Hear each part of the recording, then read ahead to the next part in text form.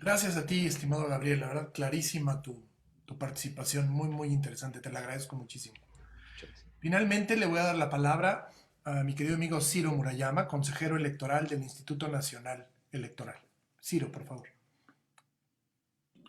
Muchas gracias, Hugo. Agradezco a los organizadores de este pertinente y necesario foro su invitación. Me da además pues mucho gusto coincidir en esta mesa redonda virtual con los demás y las demás participantes. Yo me quiero centrar en mi intervención en consideraciones desde el punto de vista del Instituto Nacional Electoral, que como ustedes saben, es mencionado en la iniciativa del senador Monreal. Parto de la premisa de que México tiene un modelo electoral, un sistema electoral sobreregulado, incluso diría un tanto barroco, que hace que los procedimientos electorales sean a veces altamente litigiosos, y me parece que no se debe de sobrecargar más ese modelo. Ojalá en algún momento y de manera incluyente, consensual, las fuerzas políticas puedan avanzar sobre la base de la confianza que ya se ha demostrado en las elecciones hacia una regulación electoral menos sobrecargada, menos abigarrada. Pero me parece que ahora, con la iniciativa a nuestra consideración, pues se incluye al Instituto Nacional Electoral sin tener suficiente claridad de cuál sería su papel. Dice la iniciativa, por un lado, que se respetarán las atribuciones constitucionales del INE. Bueno, supongo que toda ley se debe dar en el marco de la Constitución, y que las atribuciones constitucionales de un órgano constitucional autónomo solo se pueden modificar con modificaciones a la propia Constitución. Es decir, quizá esto era innecesario, pero se señala en la exposición de motivos en la página 36. Cabe hacer mención que se dejan a salvo las atribuciones constitucionales y legales del INE en materia político-electoral, esto para el efecto de que, como árbitro del proceso electoral, pueda determinar todo lo relacionado con las redes sociales y los sujetos obligados en la materia.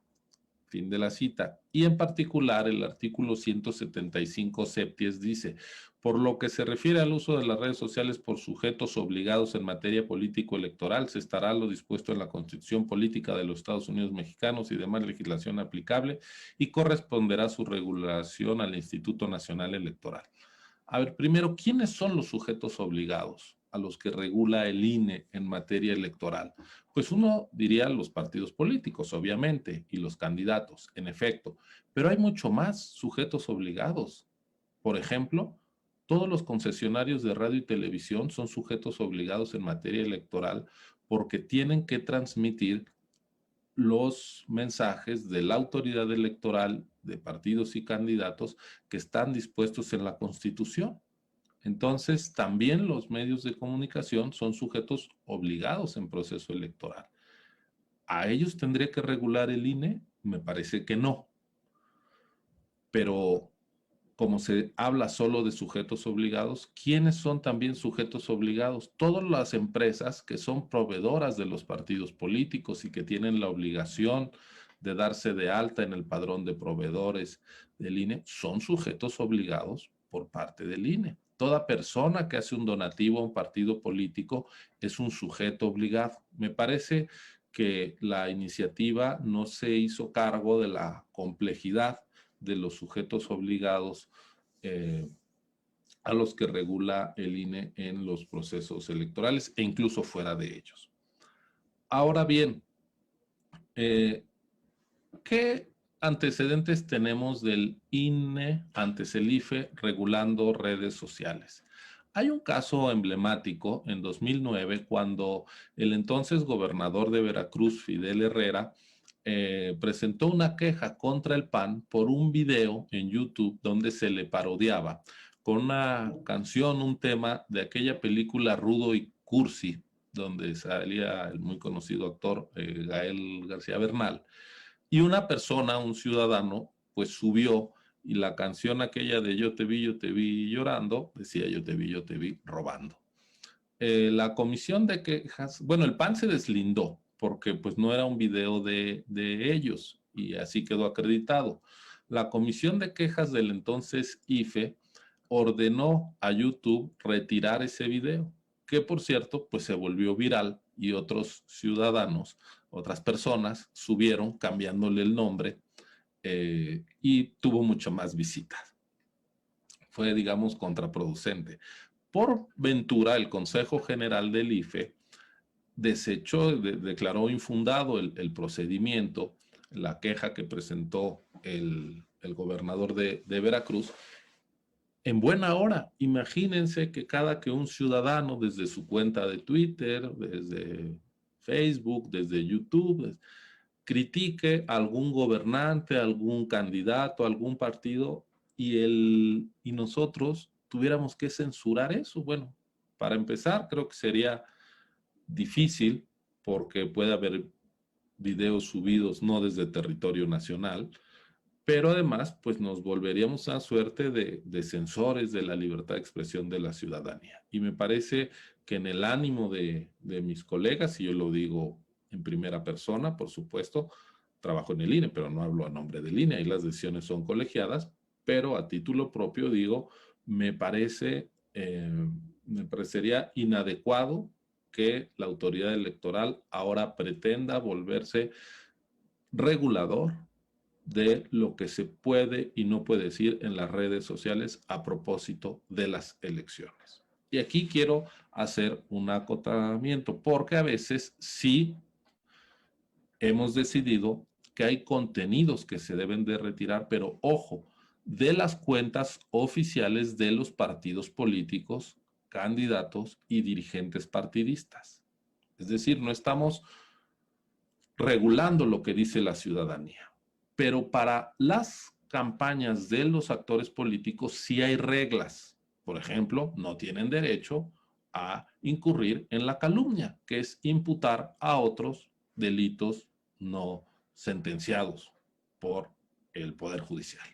Bueno, en ese caso, entonces se retira. O actos anticipados de campaña.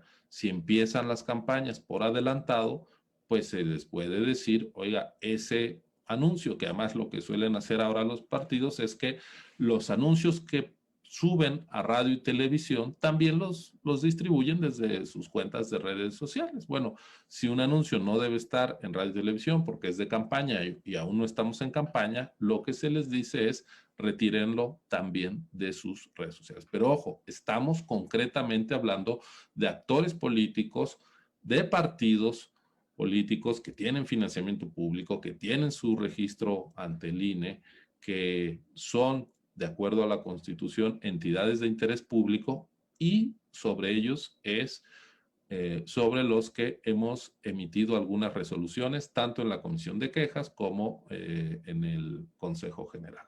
A mí me parece que hay que ser plenamente libertarios en materia de justamente derechos y libertades que tienen que ver con la expresión. Ahora bien, ¿qué es lo que sí tendría sentido regular en estas plataformas, en estas redes sociodigitales, como las llama con presión el doctor Trejo? El tema del dinero que se inyecta a ellas para hacer política. Antes, los partidos gastaban su dinero en pintar las bardas de las ciudades, de los pueblos, en colocar pendones, en colocar propaganda visible. Y la gente, cuando transitaba por las calles, iba viendo pues justamente esas bardas, esa publicidad. Hoy uno en el transporte público con la vista fija en el teléfono. Bueno, es normal entonces que cualquier anunciante esté invirtiendo en publicidad en redes sociales. y también que lo hagan los actores políticos. Eso es totalmente legítimo, gastar dinero en las redes sociales, hacer propaganda. Lo que no es válido en nuestro modelo electoral es no transparentar ese dinero, porque cuando no se transparenta el gasto de los actores políticos, se está ocultando el origen del dinero, y eso es peligroso. Las obligaciones que tienen los actores políticos en materia de uso de recursos económicos en México son muy estrictas y tienen la obligación de documentar y de informar a la autoridad electoral cada peso que reciben y cada peso que gastan. ¿Qué es lo que hemos encontrado gracias a colaboración, por ejemplo, con Facebook? Que hay campañas de todos los partidos políticos, lo quiero decir, donde se invierten grandes cantidades de dinero, arriba de $150,000 en una campaña local, por ejemplo, hemos detectado que no se informan a la autoridad electoral. Eso nos permitió, por ejemplo, en 2017, no, imponer, bueno, detectar que incluso se había rebasado el tope de gasto de campaña en la elección de Coahuila a la gubernatura. Luego el Tribunal Electoral, como es habitual, echó para atrás la resolución del INE,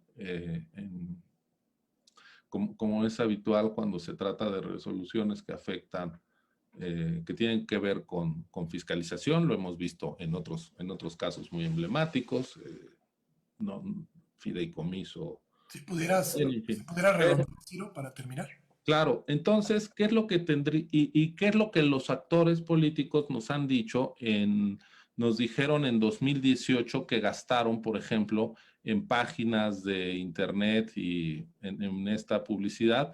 Pues el monto fue cercano a los 472 millones de pesos. Pero, insisto, hay recursos que no se eh, informan. Y necesitamos de la colaboración de las plataformas. Esta colaboración es hoy, y con esto termino, voluntaria. A mí me parece que siendo un asunto tan importante que es el de conocer si hay dinero opaco en la política, debería de ser una obligación, ahí sí, de Twitter, de Facebook, de Google, transparentar ante la autoridad electoral, que puede trascender de acuerdo a la Constitución el secreto bancario, fiduciario y fiscal, podernos decir quién está financiando, por qué montos, las distintas campañas. Eso es lo que tendría sentido desde el punto de vista, yo veo desde la autoridad electoral. Es decir, ser libertarios con la palabra y rigurosísimos con el dinero. De eso no se habla, por supuesto, en la iniciativa que estamos analizando. Muchas gracias, Dema. Pues ahora sí que te aventaste un gran final con esa idea que resume bastante bien lo que expusiste, ¿no? Libertarios con la palabra, rigurosos con el dinero. Muchas gracias, Ciro. La verdad es que el tiempo de la mesa se acabó en este momento, pero tenemos la muy valiosa ofrecimiento por parte de los organizadores de poder usar hasta 10 minutitos más que le vamos a robar a la otra mesa porque faltó una de las ponentes. Entonces, siendo 8, no tengo tampoco mucho que ofrecerles. Les pediría hasta por un minuto, un minutito y tantito, si quieren hacer algún comentario de cierre o dejar en la mesa alguna pregunta o alguna observación adicional. Y por supuesto es voluntario. Y voy a ir en el orden en el que hablaron. Priscila.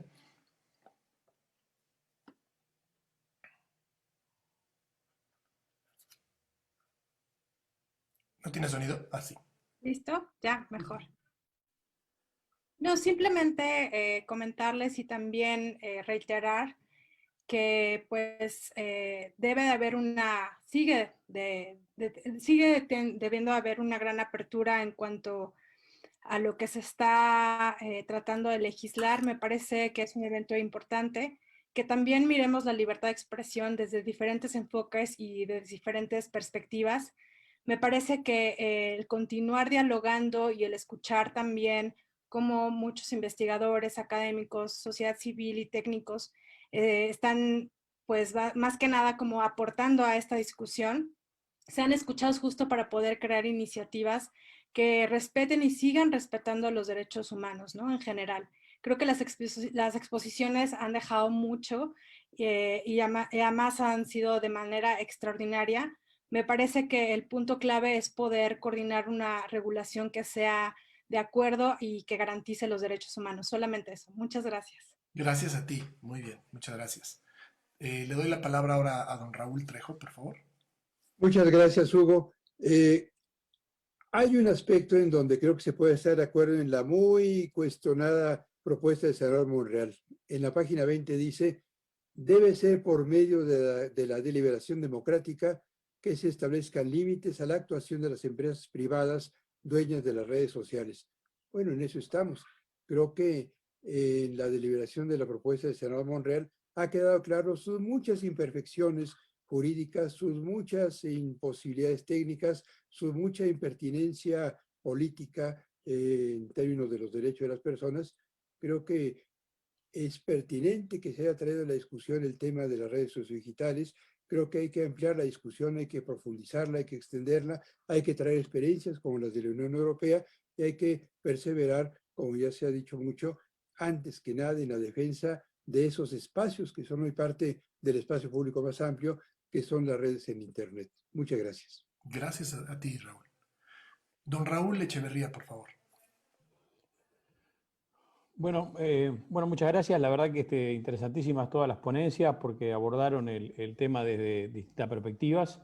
A mí me parece, así para resaltar en un minuto, que el debate no es entre regulación sí o regulación no. Todos admitimos muchas regulaciones en nuestra vida. Lo que sí hay que buscar son regulaciones que atiendan a temas concretos, que solucionen problemas existentes, que sean políticas que se aprueban basadas en evidencia y que se discutan con la participación de todos los actores. En este caso estamos teniendo un proceso de discusión muy bueno, y lo saludamos. Como dije antes, hubiera sido mejor partir de una hoja en blanco porque el aspecto que queremos resolver parece ser bastante sencillo y seguramente no precisaba esta ley que se ha propuesto. La ley tiene muchísimos inconvenientes, lo han manifestado todos. Tiene un potencial muy importante de restricción de libertades y también de daño en el desarrollo digital, que es importantísimo en este momento.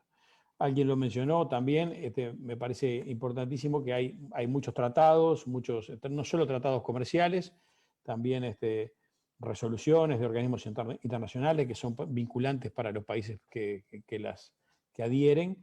Y creo que hay que buscar soluciones que sean compatibles con todo eso. Se habla mucho del TEMEC, y es importante que estas cosas sean compatibles con el TEMEC, pero también con muchas otras resoluciones en materia de derechos humanos, de libertades, que son importantísimas. Así que el diálogo, como dije al principio, fomentemos el diálogo internacional para los temas internacionales, con participación de todos los actores, dimensionemos las políticas adecuadamente, que respondan a objetivos concretos y que se hagan con la participación de todos. Muchas gracias y muy alto el nivel de la discusión. Les agradezco a todos.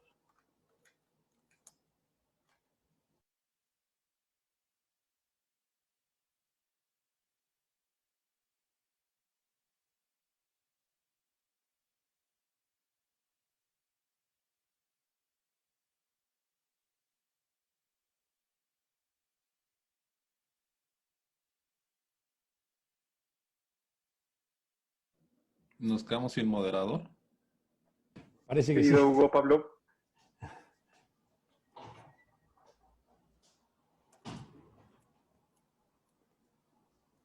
Pablo, si quieres, y atendiendo el orden, si quieres me sigo yo. Perdón, Julio, me sacó el sistema. Aquí estoy. Julio, por favor. Mil gracias, Hugo. Únicamente reiterar el agradecimiento por el espacio, por darnos la oportunidad de exponer aquí algunas de las ideas de la Asociación de Internet MX. Reiterar el ofrecimiento de la asociación para contribuir con este diálogo con sus expertos y sus 20 años de experiencia, y únicamente recalcar un punto final. Yo creo que hay que ser muy pertinentes en cómo manejamos este debate y en los términos que utilizamos. Y no creo que sea oportuno hablar de la perpetuidad de incertidumbres o de escenarios de vulneración. Yo considero que debemos recordar en todo momento que las redes sociales no se mandan solas, ni tampoco de manera unilateral. Atienden a normativas internacionales y también las nacionales de los países en los que operan. Esta falsa concepción de que Internet es viejo este, la verdad es que ya quedó muy atrás, habrá que actualizarnos y pues finalmente me parece que el debate tendrá que continuar, ojalá y se haga como se hizo hoy, con múltiples voces, con múltiples intereses, pues para construir en todo caso un Internet más sano para todos los mexicanos. Con eso me despido, muchas gracias. Gracias a ti, Julio. Tiene hasta por un minuto la palabra Judith Mariscal, por favor. Gracias. No, aquí está. No. Bueno, lo digo sin video, algo no está funcionando aquí. Simplemente me pareció realmente un muy buen ejercicio y quisiera invitar al instituto y a todos los participantes aquí a continuar esta plática, a continuarla sobre esta misma iniciativa. Me parece que hay que estar monitoreando qué es lo que va a ocurrir, pero también en muchos otros temas alrededor de las TICs y el desarrollo en México. Muchas gracias. Gracias a ti, Judith, sin duda. Tiene ahora la palabra Kiyoshi Tsuru, por favor. Muchas gracias. Agradecerle al Instituto Pedro Salazar, Pablo Pruneda, Hugo Concha, Isa Luna, y agradecerle al senador que esté abierto a este diálogo. Yo quisiera solamente subrayar esta importancia de la coexistencia armónica de los derechos fundamentales, ¿no? La Declaración Universal, la Declaración Americana, en donde vemos este conjunto de derechos, no una colisión de derechos con otros, no están contrapuestos, al contrario, en el centro estamos nosotros, el ser humano, y por lo tanto, libertad de expresión, derechos y libertades de la persona, la dignidad humana, tratar de moderar apología de violencia, apología de delitos y la última cristalización del derecho a libertad de expresión, que es el derecho que tenemos los seres humanos de hacer creaciones intelectuales y de que esa creación sea respetada. Y por supuesto, tener también una visión integral de nuestro marco jurídico, tanto en el derecho internacional y lo convencional, nuestros tratados internacionales, sin duda los de derechos humanos, los comerciales, etcétera, y nuestro marco jurídico, los derechos adquiridos y el ecosistema de legislación en torno al mundo digital. Muchas gracias, Hugo. Gracias a ti, Kiyoshi. Gabriel Contreras, tiene la palabra hasta por un minuto, por favor. Gracias, Hugo. Una reflexión final y concluyo como empecé. Tenemos una nueva realidad donde como nunca antes en la historia de la humanidad vemos que particulares pueden incidir en los derechos humanos. Pero el hecho de que esto exista no necesariamente nos tiene que llevar a buscar una solución tradicional, de regulación tradicional. Tenemos que encontrar la forma de ver, primero, cuál es el problema exactamente que queremos resolver. Y segundo, si es posible resolverlo o no a través de los viejos métodos o buscar nuevas alternativas o acercamientos para abordar lo que pareciera ser un problema para algunos muy grande y para otros no tanto. La pregunta es cómo le vamos a hacer. Y a la hora de hacerlo, insisto, un error aquí puede ser muy grave para el régimen de libertades. Si tuviéramos que equivocarnos, ¿con qué enfoque preferimos equivocarnos? Mucha prudencia, pacto de mínimos, privilegiar libertades a toda costa. Ojo, las leyes son mucho más importantes por lo que hacen que por lo que dicen. La sola existencia de una norma en un sentido o en otro nos puede llevar a una dinámica que no necesariamente es deseable. Mucha prudencia, muchas gracias. Gracias a ti, Gabriel.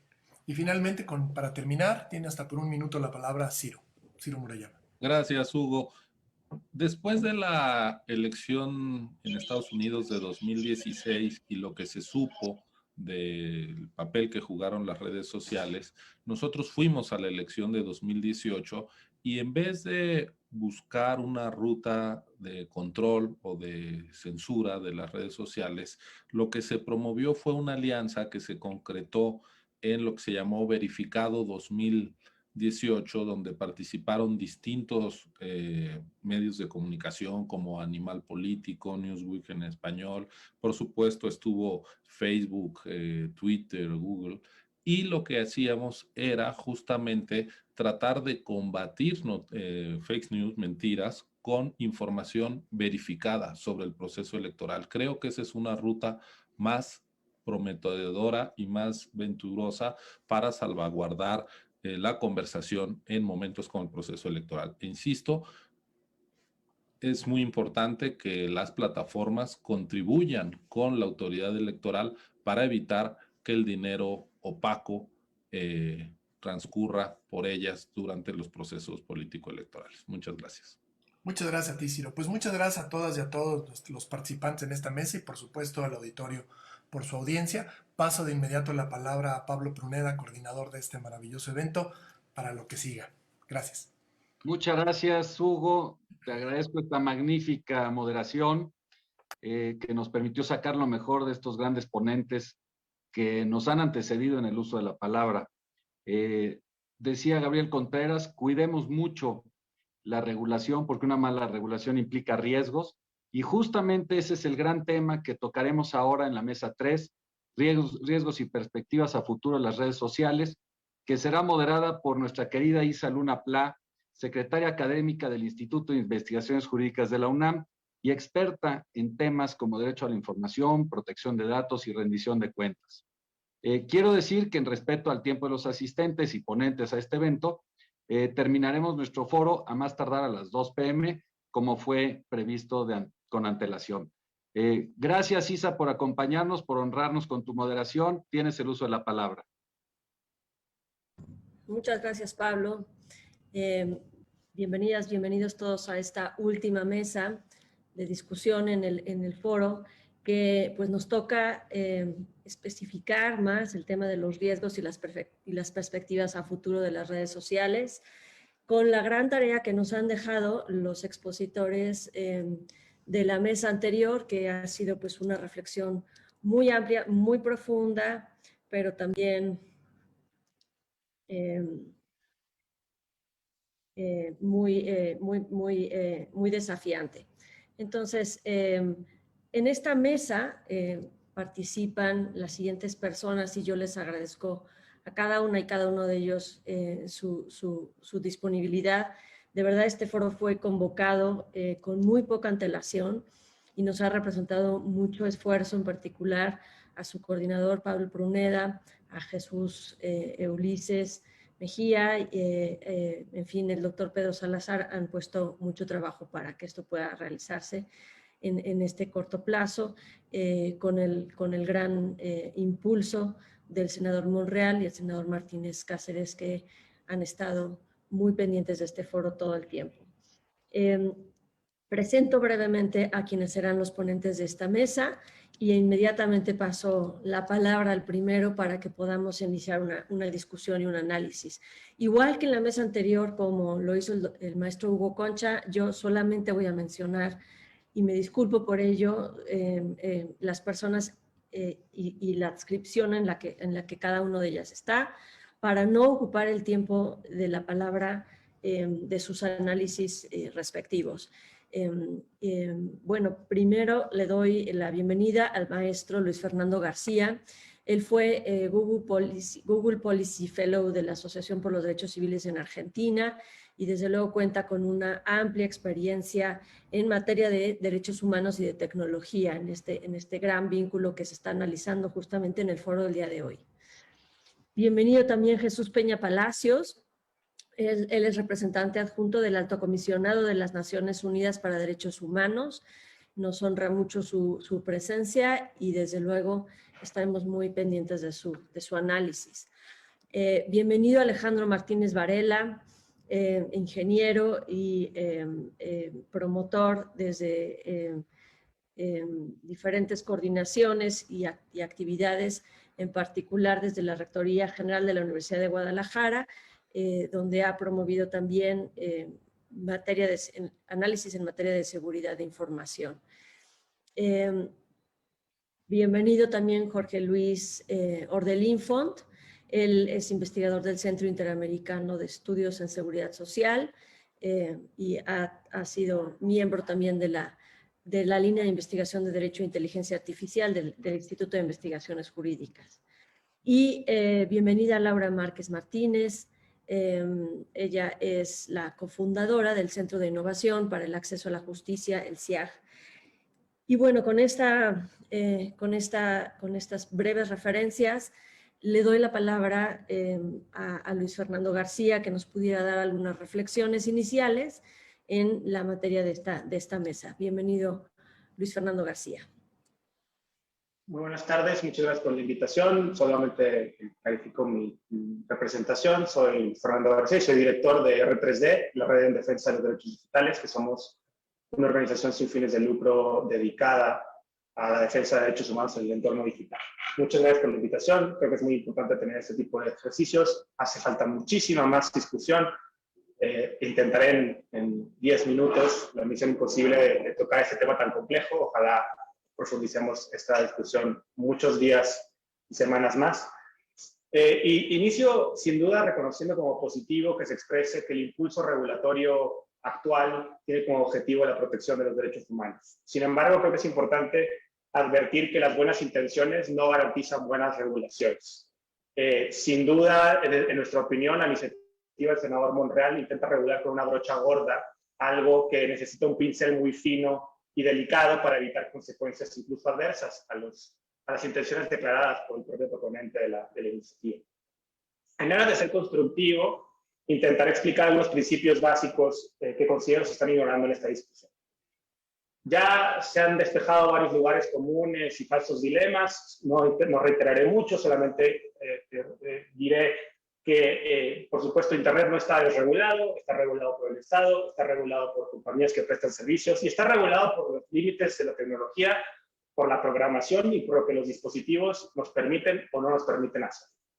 También que el Estado no es dueño, amo, señor de Internet, y es totalmente inapropiado pretender que el Estado es el único que tiene algo que decir y decidir sobre cómo funciona Internet, que es una red de redes totalmente interdependiente, interoperable, y que depende de muchísimos actores, tanto públicos como privados como sociales. Tampoco que el Estado puede renunciar a su obligación de proteger los derechos humanos frente a decisiones y políticas de actores privados que amenazan esos derechos. En relación a esto, es importante advertir que si bien es útil observar experiencias regulatorias de otras jurisdicciones, es importante entender las diferencias conceptuales, por ejemplo, en cómo se entiende el derecho a la libertad de expresión en México y el Sistema Interamericano de Derechos Humanos, y cómo se entiende en Estados Unidos, en Europa y en otras partes del mundo. Por ejemplo, en Europa no está prohibida la censura, muy distinto a lo que señala nuestra Constitución y la Convención Americana de Derechos Humanos. Esto es muy relevante para no tratar de copiar y pegar discusiones y regulaciones europeas que fomentan la censura con base en distintos criterios que no serían compatibles con nuestro marco constitucional y de derechos humanos que rige en México.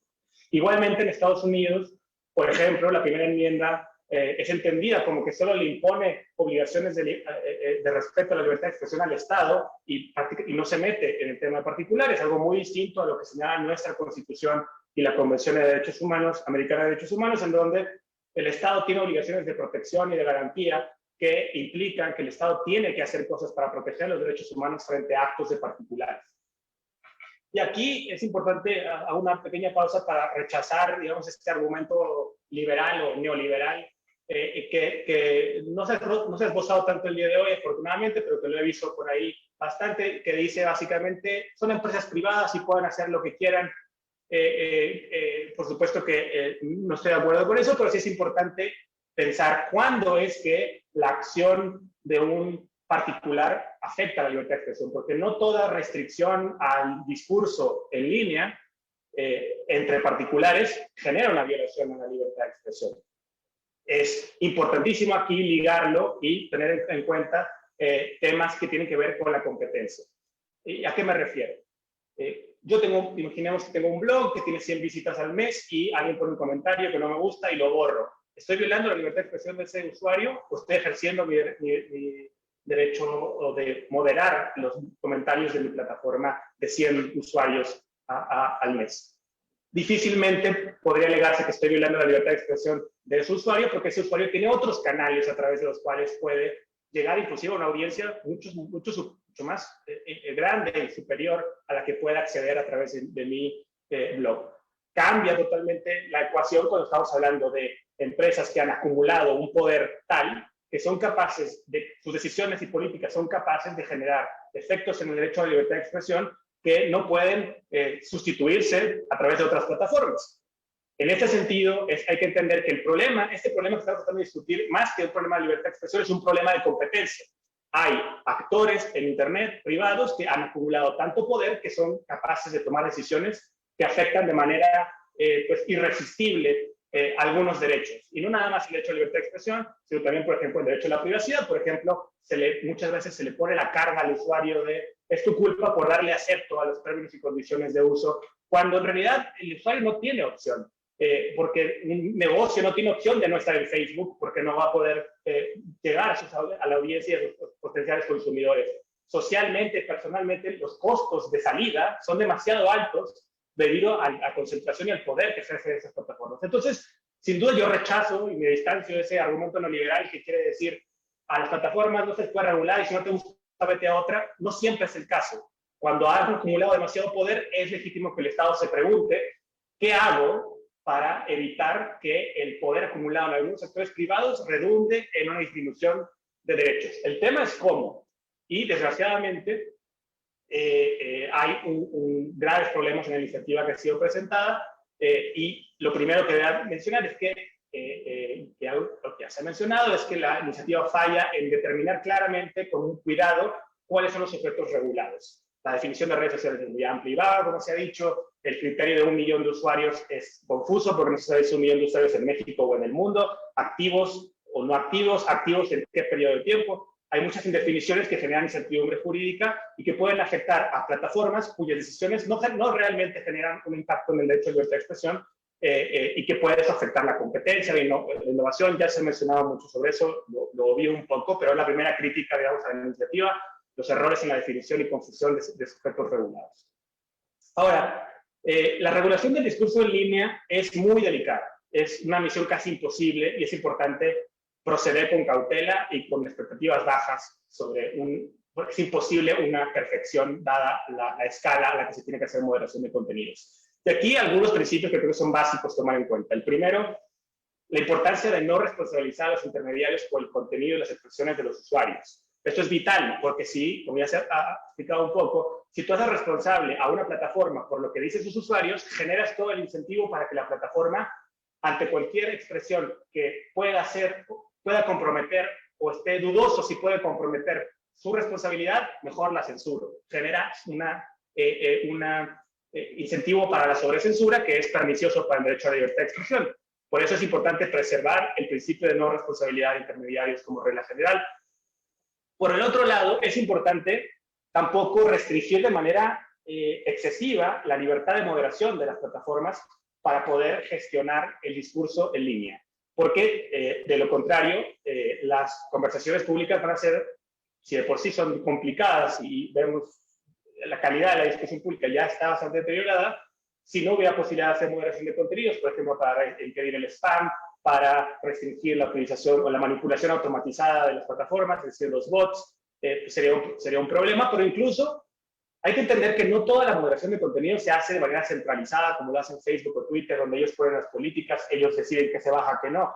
Hay plataformas como Reddit, como Wikipedia, en donde la propia comunidad toma decisiones de moderación de contenidos con base en criterios totalmente razonables, como pertinencia, la clasificación de dónde es relevante una conversación y dónde no, que estarían siendo impedidas por la regulación que está siendo propuesta. Aquí se me ha acabado el tiempo, pero rápidamente menciono un par de cosas más. La regulación y las críticas que puede hacer la regulación lejos de proteger la libertad de expresión, de hecho, en un artículo le exige a las plataformas que censuren contenidos con base en criterios totalmente confusos e indefinidos como difusión de mensajes violentos o noticias falsas. Si estuviéramos discutiendo una iniciativa que dice va a haber una autoridad en el Estado que va a poder censurar Internet, va a poder decir que es una noticia falsa y censurar Internet con base en esa decisión, diríamos eso es inconstitucional, es una violación a la libertad de expresión. Totalmente, claramente eso sería. Porque si eso sería una violación a la libertad de expresión, no sería una violación a la libertad de expresión que el Estado le diga a las plataformas, oye, censura con base en estos criterios. La respuesta es que también sería inconstitucional y violatorio de la libertad de expresión. Por el otro lado, la regulación propuesta establece límites y restricciones demasiado estrictas a la moderación de contenidos que se puede hacer, que como ya mencioné, puede restringir modelos de moderación comunitarios y moderaciones de contenidos necesarias para proteger la viabilidad de la discusión pública en diversas plataformas. Desde nuestro punto de vista, es importante que la regulación no se enfoque en decirle a las plataformas que censuren algo o restringir de manera excesiva la libertad de moderación de los contenidos, sino que se debe enfocar en el proceso. Y ahí sí hay que regular, y sí se puede regular, por ejemplo, para exigir que plataformas dominantes, o cualquiera, las verdaderamente dominantes, tengan reportes de transparencia, notifiquen con claridad las razones por las cuales se restringe una publicación o una cuenta y existan procedimientos de apelación adecuados. Pero como se acabó el tiempo, solamente tiro dos provocaciones más y ojalá haya oportunidad de ampliar más adelante y si no, ojalá discutamos más adelante. Sin embargo, creo que también hay otras medidas que se están dejando de lado que son muy importantes, porque como dije al principio, este es un problema más de competencia que de libertad de expresión. Y hay otras cosas que se están dejando de lado, como por ejemplo la posibilidad de que el Estado, como regulador, pueda exigir a plataformas dominantes que, por ejemplo, hagan sus servicios interoperables para evitar estas barreras de salida tan costosas. Es decir, que los usuarios puedan dejar a las plataformas dominantes, irse a otras plataformas que además generan una diversidad de potenciales tipos de moderación de contenido, digamos, una mayor pluralidad respecto de cómo gestionamos la discusión pública. O incluso otra propuesta, que también creemos que es importante que se tome en cuenta, que es el desagregar el alojamiento de las expresiones en las redes sociales de la moderación de contenidos. Si el riesgo o el temor es que un actor tan poderoso pueda usar ese poder para afectar cierto discurso por razones políticas, económicas o de otro carácter, podría desagregarse la prestación del servicio de alojamiento de las expresiones y la moderación de contenidos para evitar ese conflicto de interés, o hay otras propuestas de que haya mecanismos independientes para procedimientos de apelación, que el Estado puede asegurarse de que esos mecanismos sean verdaderamente independientes, por ejemplo, pero creo que sería muy pernicioso darle esos poderes, por ejemplo, al Estado, lo cual es lo que está sucediendo en esta iniciativa y que genera muchos problemas. Queda mucho en el tintero. Y si no va a dar tiempo de ampliarlo, sí, solamente dejar el mensaje de que se necesita muchísima más discusión. Ojalá haya la oportunidad de tener grupos de trabajo donde podamos explorar estos temas con muchísimo más detalle, porque es una materia hiper compleja que, por ejemplo, Europa lleva más de 10 años discutiendo y todavía va para varios años la discusión de la ley de derechos de servicios digitales. Y acá creo que la perspectiva de querer legislar esto en 3 meses casi nos va a garantizar un producto totalmente deficiente y que probablemente genere efectos adversos a los objetivos que supuestamente se han planteado como los que son, que es la protección de los derechos humanos, y que sin duda en eso, si es genuina esa intención, con R3D y con muchas personas de sociedad civil van a contar para tratar de ayudar a que haya una regulación que sí se necesita, pero que se haga bien. No tenemos que elegir entre el autoritarismo del Estado y el autoritarismo de las empresas. Podemos tener una regulación que verdaderamente fomente y proteja los derechos humanos de todas y de todos los usuarios de Internet.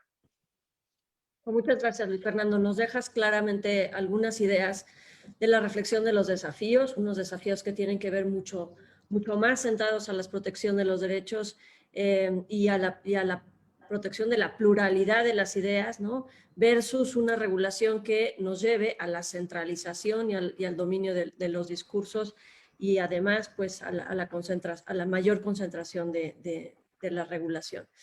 Muchas gracias de verdad por tu participación.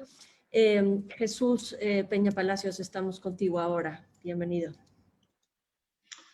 Muy buenas tardes a todos y todas.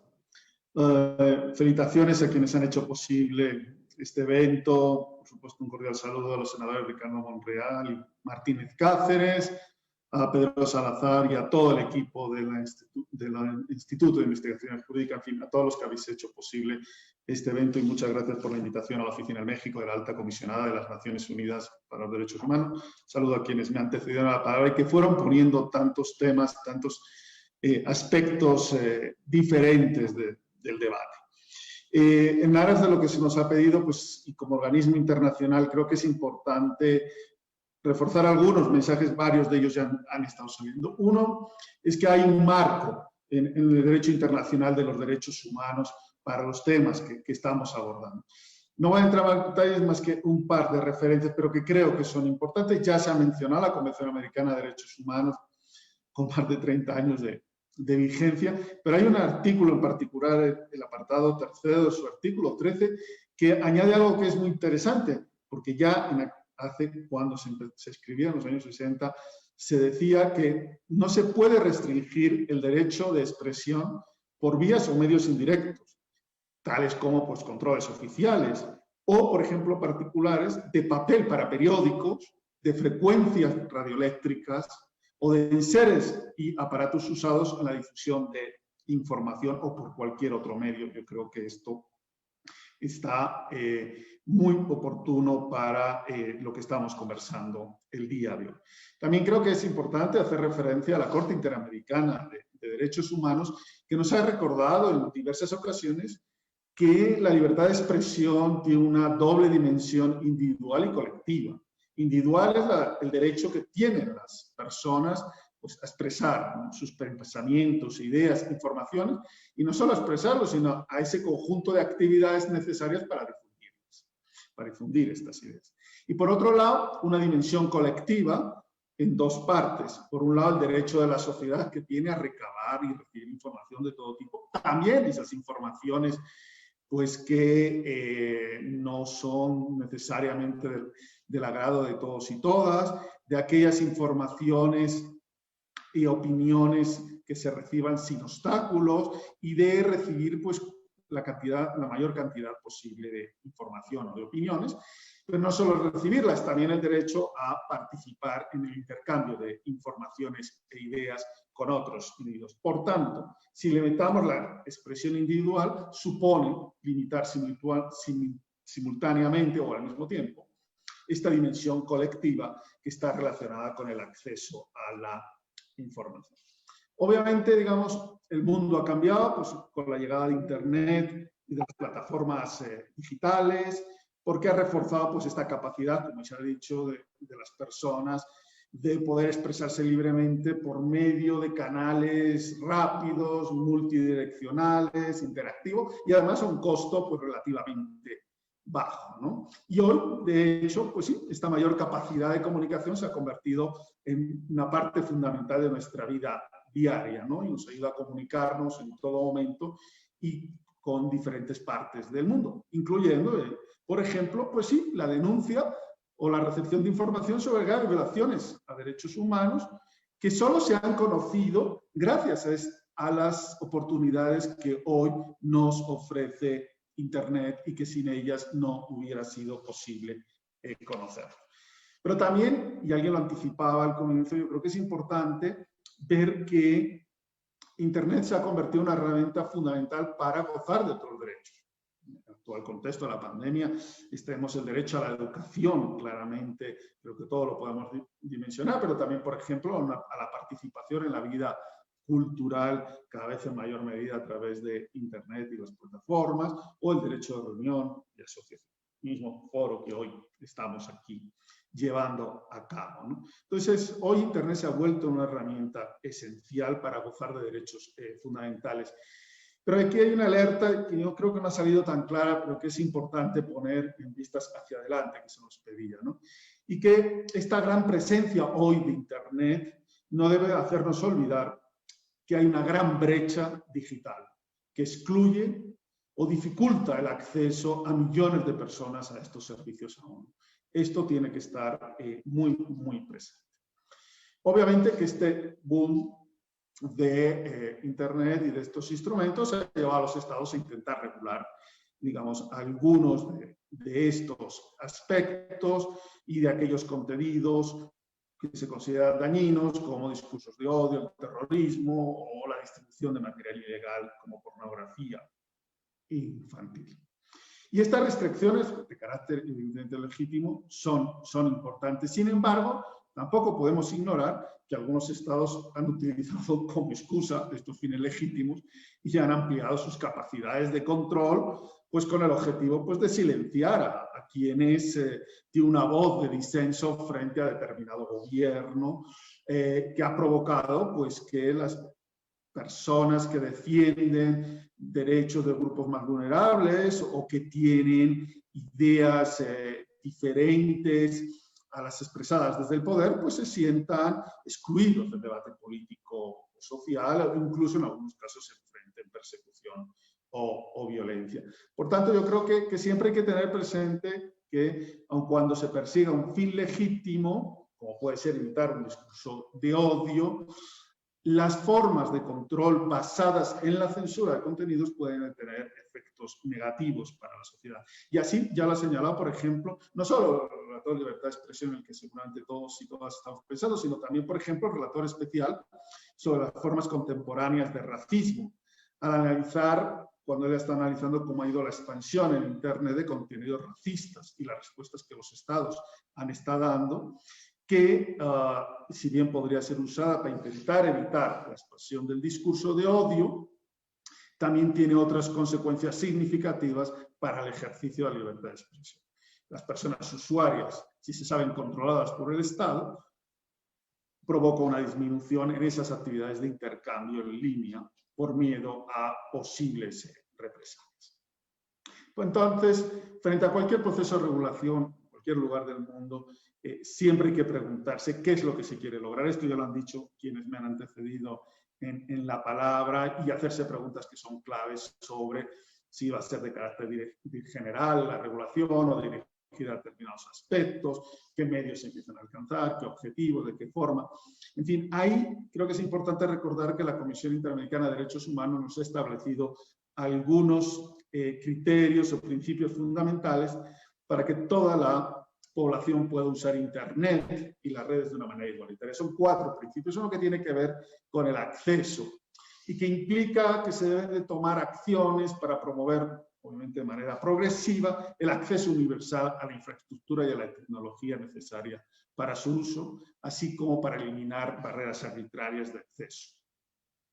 Hay también un principio de no discriminación que supone garantizar que todas las personas, especialmente aquellos, como decía al principio, que se encuentran en una situación de mayor vulnerabilidad o que expresan visiones críticas frente a asuntos de interés público, puedan también difundir sus contenidos y sus opiniones en igualdad de condiciones. Hay un principio también de pluralismo, que significa que no se introduzca ningún cambio que tenga por consecuencia esta reducción de la pluralidad de voces, de opiniones, de ideas que están presentes en las redes. Y finalmente, un principio de neutralidad que implica que la información pueda ser enviada y recibida sin diferencia de trato entre usuarios. Yo creo que esto tiene que estar presente, estos principios básicos, en todo el proceso, o pensemos en un proceso de regularidad. Desde un punto de vista internacional también han surgido algunos motivos de preocupación. Alguno ya se ha dicho varias veces, que es el tema de los conceptos vagos o la falta de definiciones sobre determinados contenidos o conceptos. Ahí no voy a entrar. Hay un segundo aspecto, que es esta tendencia a transferir la responsabilidad sobre la regulación de los contenidos en línea a las empresas responsables de las plataformas, ¿no? De alguna manera incluso ignorando o evitando los sistemas judiciales. Y podemos entender que esta situación puede ser cómoda en algún momento para algunos estados, porque les permite ejercer cierto control sin que las personas afectadas tengan protección legal. Pero también no podemos olvidar que esto genera un incentivo para las empresas para suprimir cualquier contenido que sea molesto para un gobierno, porque así demuestran que no es necesario que nadie las regule o que las controle, y al mismo tiempo evitan multas o sanciones. Por tanto, se multiplican los casos de censura y es un tema en el que hay que tener especial atención. Luego está este enfoque generalizado en eliminar contenido en un tiempo muy corto, ¿no? Y efectivamente puede haber ocasiones en las que es legítimo y necesario la eliminación de ciertos contenidos, ¿no? Pero también tenemos que tener la alerta puesta, pues que es posible que la eliminación tenga un efecto opuesto al que estamos deseando, amplificando, por ejemplo, su difusión, o simplemente sea una manera de eliminar que un contenido legítimo, como por ejemplo la denuncia de unas graves violaciones a derechos humanos, o el cuestionamiento a una decisión gubernamental, o la denuncia de actos de corrupción, ¿no? Por tanto, siempre esto hay que tenerlo también muy presente cuando esté. Por supuesto, además, ya lo dijeron, no necesariamente medidas en determinado país se pueden trasladar automáticamente porque los contextos son muy diferentes y complejos. Por ejemplo, México es un país donde se hablan más de 60 lenguas originarias, ¿no? Por tanto, una medida que únicamente se fije en aquellos que sean hispanohablantes, digamos, supone negar o excluir a una parte importante de la población. Y finalmente, la gran dependencia de los sistemas de inteligencia artificial, ¿no? Que, digo, no podemos ignorar que pueden estar mal equipados para gestionar elementos que afecten a la libertad de expresión. Por la importancia que el contexto tiene en cada caso y también, y así ya se ha establecido, porque puede haber sesgos de género y raciales presentes en el sistema de inteligencia artificial que es este uso.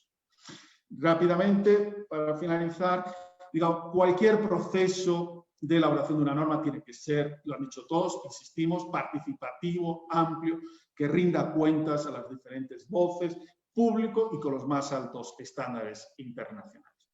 Y hay unas recomendaciones hacia futuro que creo que son importantes.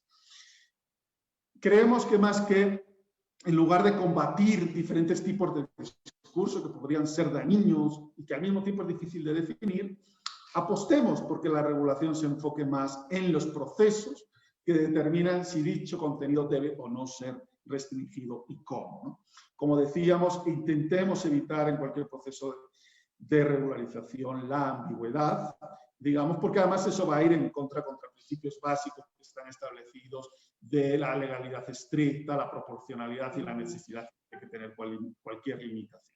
El tema de la transparencia, que se ha dicho de manera reiterada y que es fundamental, la participación amplia y significativa de la sociedad civil, la especial atención a los contextos y, finalmente, que aquello que limite el contenido en línea debe de estar sujeto a un escrutinio y que el usuario debe tener una oportunidad efectiva para apelar esas decisiones que se consideren injustas. Creo que con esto serían los mensajes que me parecen más importantes, intentando ajustarnos a los 10 minutos, en ese caso siempre podemos profundizar después. Muchas gracias. Muchas gracias, al contrario a ti, Jesús. Gracias por ceñirte también al tiempo y por ponernos algunas ideas adicionales en la mesa que no estaban, como por ejemplo el tema de la brecha digital y el acceso a los contenidos accesibles en lenguas, ¿no? Son puntos que tampoco han estado en esta discusión y que desde luego pues requieren análisis de regulación mucho más específica. Bueno, ahora le paso el uso de la palabra a Alejandro Martínez Varela, que él es miembro fundador y presidente de la Sociedad de Internet en México. Alejandro, bienvenido. Ya estamos. Muchas gracias. No sé si ya me escuchan. Sí, ¿verdad? Escuchamos bien. Bueno, primero que nada, muchas gracias al Instituto de Investigaciones Jurídicas de la UNAM por esta investigación y por este esfuerzo de tratar de discutir una iniciativa de ley que a todas luces, por lo que hemos visto en el transcurso de la mañana, pues requiere un análisis y una discusión mucho más vasta de lo que se ha logrado en estas últimas horas, ¿no?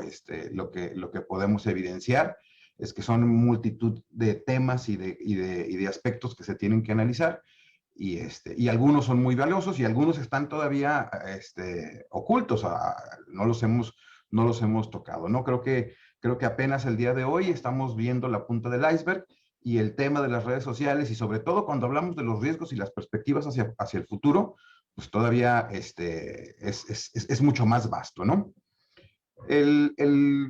en el tema, nosotros como Sociedad de Internet, Capítulo México, desde que salió la iniciativa, pues hemos tenido una nutrida participación de los miembros en la lista de interés, ¿no? Y han salido aspectos y posturas, algunas a favor de la regulación, otras en contra de la regulación. En lo general creemos que el tema de la autorregulación es lo que nosotros se debería de estar promoviendo.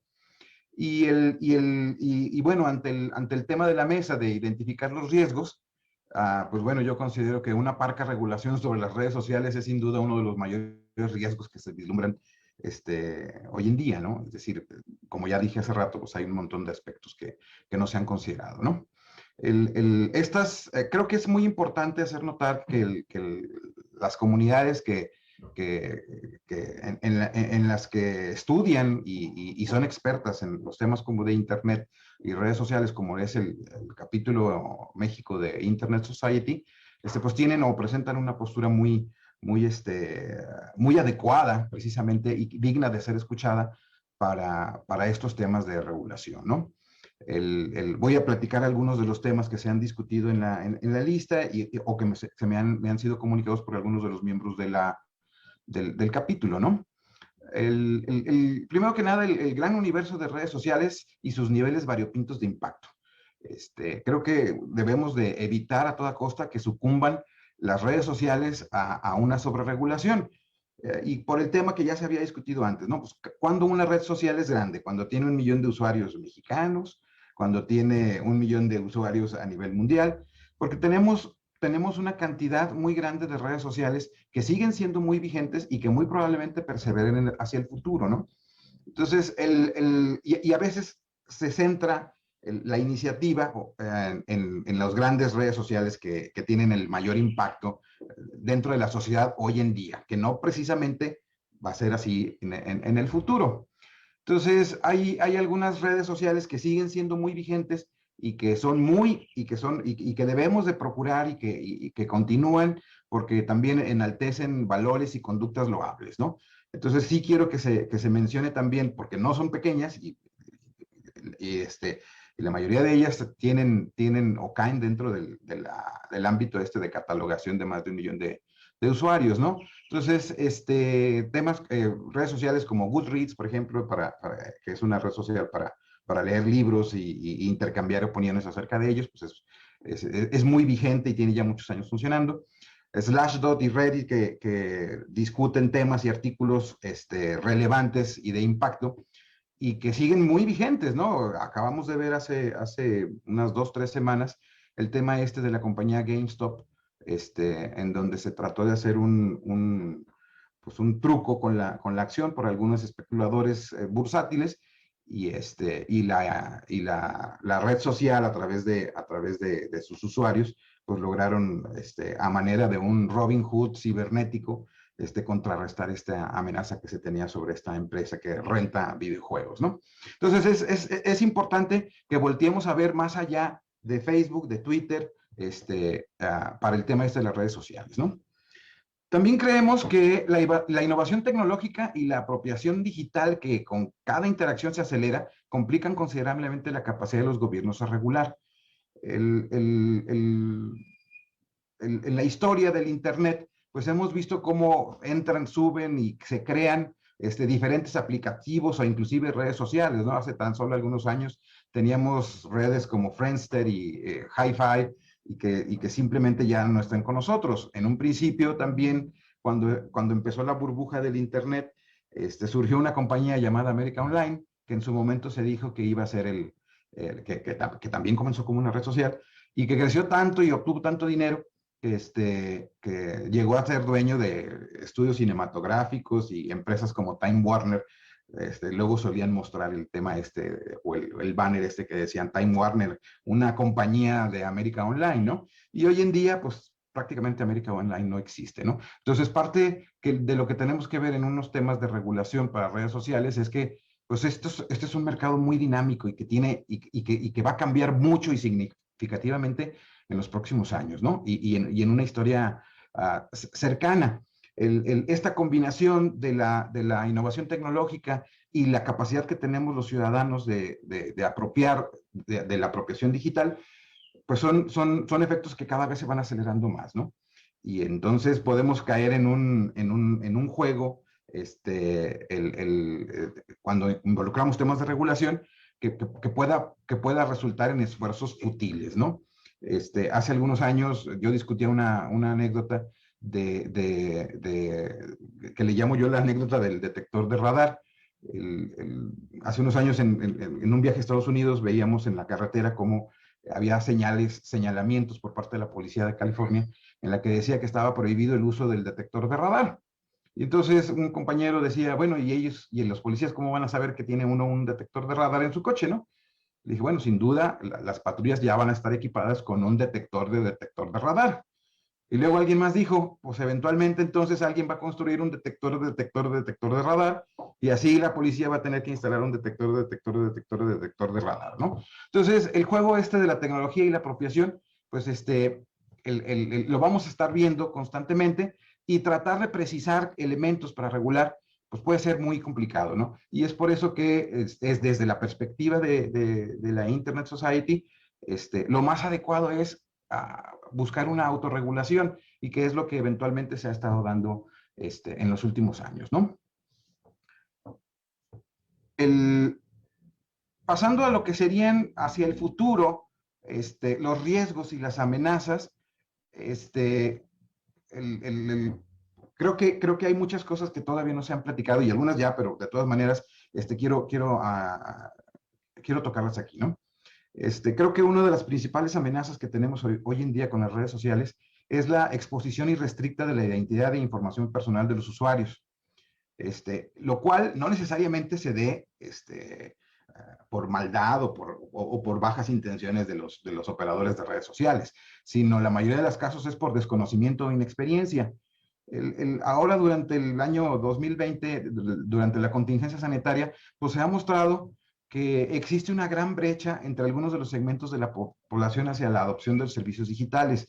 O sea, de un día para otro, personas que no tenían ningún contacto con servicios digitales, con redes sociales o con el Internet, pues se vieron en la necesidad por la contingencia de empezar a utilizarlos, y pues bueno, con las consecuencias tan graves que estamos viendo en los últimos meses, ¿no? Es decir, cada vez más tenemos los fraudes, la suplantación de identidad, etcétera, que vienen a afectarnos, y que a lo mejor tampoco se ha tocado este tema, ¿no? Es decir, si nos vamos de repente al uso de las redes sociales, a una adopción masiva de las redes sociales y de los servicios digitales, pues estamos también poniendo en una situación vulnerable a un segmento importante de la población, ¿no? Por otro lado, hay conductas de los propios operadores de las redes sociales que también debemos de observar y se deben de atender, ¿no? El tema del enganche a toda costa de las redes sociales, pues llega a rayar en conductas que se acercan inclusive a la trata de personas. Cualquiera de ustedes que sean usuarios de Instagram o de TikTok o de los Reels de Facebook, pues se van a dar cuenta cómo se hace una explotación de personas para buscar un objetivo de que nos mantengan enganchados a las redes sociales, ¿no? Los videos con bailes así que rayan en lo erótico y en incitaciones sexuales, son muy comunes, son demasiado comunes, ¿no? Y hoy en día, pues hay pocas voces que se están alzando hacia ello, ¿no? Y si nosotros analizamos la definición de lo que es la trata de personas, y empezamos a ver estos videos y sobre todo el objetivo para el cual se le presentan a los usuarios de las redes sociales, pues entonces podríamos argumentar que estamos ya rayando en conductas de trata de personas, ¿no? En estas mismas conductas está la explotación de metadatos para inferir información personal y reservada de los usuarios, utilizando técnicas o tecnologías de inteligencia artificial y machine learning. Entonces, pues esto hacia el futuro simple y sencillamente cada vez va a ser más continuo, ¿no? Y la capacidad de estas herramientas, pues simplemente se va a incrementar. Y entonces el riesgo de que se expongan nuestros datos personales como usuarios, pues va a ser cada vez más, más presente, ¿no? Hacia el futuro también, y conforme va evolucionando la tecnología y nuestra adopción digital, vamos a empezar a ver que la frontera entre la realidad y lo que se le ha llamado el multiverso, que es la evolución de las redes sociales, va a ser cada vez más difusa. Tenemos que anticipar la evolución de las redes sociales hacia el multiverso, que se estará dando en un futuro muy cercano, impulsado por tecnologías como las criptomonedas, el blockchain, la inteligencia artificial y el surgimiento de identidades y entidades digitales, ¿no? Las redes sociales van a evolucionar y vamos a empezar a interactuar no solamente con personas, sino que vamos a empezar a interactuar con entidades digitales que eventualmente se van a poder empezar se van a utilizar para cualquier objetivo, ¿no? Aunque esto parece mucho de ciencia ficción, pues tenemos que reconocer que ya empezó a ocurrir hace tiempo, ¿no? Desde hace varios años, una de las técnicas que utilizan los que producen, los productores de spam, es obviamente apoderarse de cuentas para hacer bots o para hacer envío de correo electrónico masivo, ¿no? Entonces, como las empresas de correos electrónicos ponen los famosos captchas, en donde pues se requiere que un ser humano resuelva un puzzle o un rompecabezas para poder verificar que es una persona la que está abriendo una nueva cuenta de correo electrónico, pues los hackers y los spammers empezaron a poner servicios en línea, por ejemplo, y este es un ejemplo nada más, en donde mostraban pornografía, ¿no? Entonces los usuarios, pornografía gratis, entonces los usuarios empezaron a ver fotografías porno gratis y de repente el sistema les mostraba un captcha para continuar viendo fotos. Y este captcha, pues es el que requerían los spammers para poder crear nuevas cuentas de correo y así enviar spam, ¿no? Entonces ahí estamos viendo una explotación de seres humanos, muy a la Matrix, si lo quieren ver de esta manera, pero que ya es una realidad y que hacia el futuro lo vamos a encontrar cada vez más frecuentemente. Es indudable que vamos a tener estas interacciones sociales con identidades digitales y bueno, vamos a tener que actuar en consecuencia, ¿no? Otra de las amenazas que vamos a ver hacia el futuro es el tema y que ya mucha gente estudiosa en el Internet lo está revisando, es el tema de la gestión de la identidad. O sea, cómo vamos a demostrar que somos nosotros. Hoy en día, cuando solamente los servicios están en el mundo real, pues sí, podemos utilizar, por ejemplo, elementos biométricos para verificar nuestra identidad, pero aún estos no son infalibles. La tecnología cada vez va avanzando y se puede replicar o se puede simular cualquiera de las características biométricas que se utilizan para verificar la identidad, ¿no? Entonces, si a esto le sumamos que vamos a tener más interacciones en el multiverso o en las redes sociales del futuro, pues la manera en la que vamos a poder precisar la gestión de identidad o la manera en la que vamos a evitar que se suplante mi identidad en un ambiente de redes sociales, pues es muy complejo. Es muy complejo y difícil de resolver. Hoy en día no hay algo que nos pueda asegurar que en el futuro nadie pueda suplantar mi identidad al utilizar mis características biométricas o mis contraseñas o cualquiera de los otros elementos que se puede utilizar para verificar la identidad, ¿no? Bueno, esos eran los temas que yo traía para compartirles. Creo que van muy a tono con lo que se había titulado para la mesa, que ver las perspectivas del futuro de las redes sociales, y pues voy a dejar mi tiempo para continuar y a ver si podemos tener un debate más adelante o comentarios finales, ¿no? Muchas gracias. No, gracias a ti, al contrario, Alejandro Martínez Varela. Pues sí, en el mismo tono de las otras participaciones, ¿no? Una regulación en todo caso que se discuta, orientada a la protección de derechos humanos que se vulneran en las redes y menos una regulación que tenga como intereses políticos de control y de dominancia. Entonces, muy interesante también los puntos y los problemas de las redes que nos presentas desde la Internet Society. Y bueno, ahora le doy la palabra a Jorge Luis Ordelín, que ya está con nosotros. Bienvenido, Jorge Luis, que además es integrante de esta línea de investigación.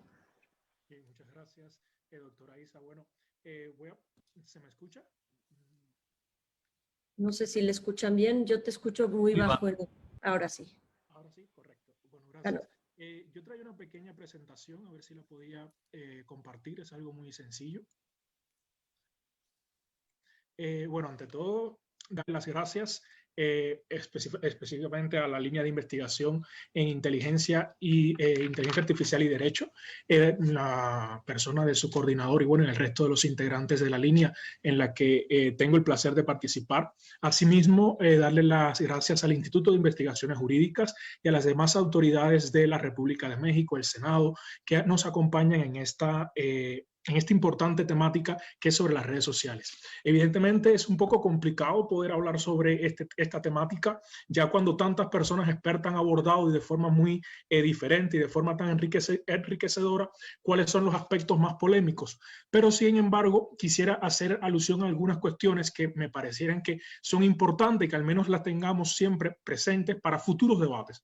Creo que una de las cuestiones más importantes que podemos resumir de este evento es que la complejidad del tema requiere de una mayor participación, de una mayor pluralidad de opiniones y de análisis un poco más profundos en algunas temáticas.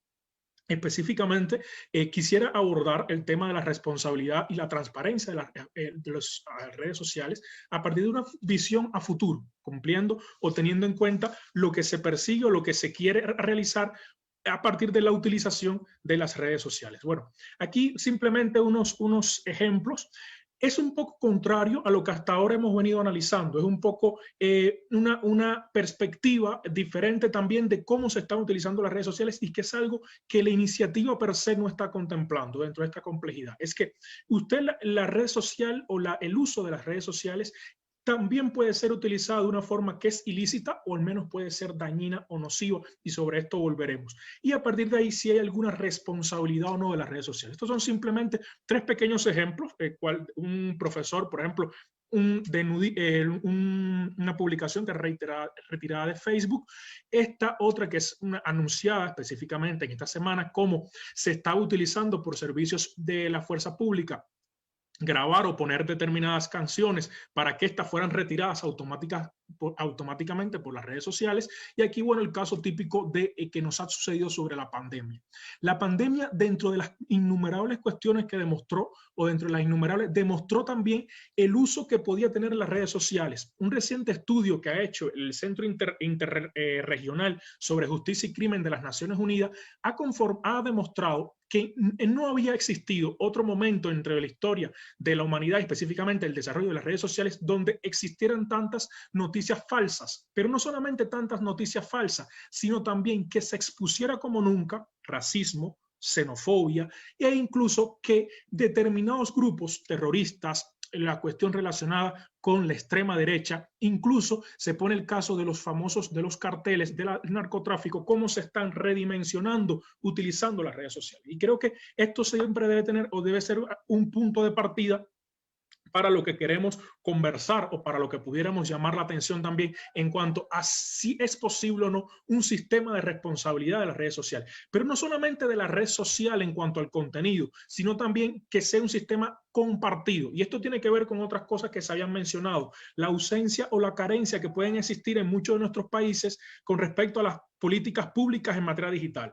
La responsabilidad no solamente debe recaer ni en una institución del Estado, ni tampoco debe recaer como tal en la red, sino también tiene que caer en el ciudadano. El ciudadano tiene que tener capacidad y además de poder saber qué contenido comparte, cómo se comparte y también tener en cuenta otro aspecto como es que es diferenciado. ¿Por qué? Porque tenemos que tratar que esta regulación o que esta futura regulación que pudiéramos realizar tenga en cuenta no solamente el poder económico, sino que también en determinados contextos pueden ser una barrera para la innovación. Y bueno, yo creo que no es procedente hablar de la cuestión de los derechos humanos porque eso magistralmente ha sido explicado en el día de hoy. Pero otro aspecto que sí merece, al punto de vista que debe ser tenido en cuenta, es la gestión del riesgo. Y esto es algo que va interrelacionado con el sistema de responsabilidad. ¿Por qué? Porque no vamos a poder eliminar el sistema de las redes sociales, no lo vamos a poder controlar, al menos en la forma en la que se está tratando o en la forma que se intenta o que se expone en esta propuesta que se hace, sino que lo que tenemos que pedirle, o lo que debiéramos, o una de las posiciones es cómo entonces esta red social o cómo entonces la empresa de las redes sociales puede realizar una diligencia. Es decir, cómo va a llevar a cabo una diligencia debida para poder entonces responder a estas situaciones, que son situaciones en las que estamos, en que usted puede afectar o no el derecho a la expresión de una o varias personas y determinados tipos de grupos, pero en los cuales hay como especies de, pudiéramos llamar, zonas grises. Y esto creo que es muy importante. Una primera cuestión es la importancia de que las responsabilidades estén claras. Y las responsabilidades están claras, por ejemplo, hoy se está hablando en el mundo y ya yo creo que algo se han referido anteriormente los que me han antecedido, es la diferencia entre aquellos contenidos ilícitos y los llamados contenidos nocivos. Y cómo esto lo llevamos al ámbito regulatorio. Por ejemplo, algunas las infracciones en derecho de autor que ya se han hablado, pero sin embargo, esto pudiera ser o esto pudiera estar en contradicho con lo que está regulando esta propuesta. La propuesta habla, por ejemplo, de ataque a la moral. Es decir, ¿cómo pudiéramos entender que un ataque a la moral como una especie de causal de justificación para poder cerrar o cancelar determinados tipos de cuentas pudiera ser entendido como un contenido nocivo o como un contenido ilícito?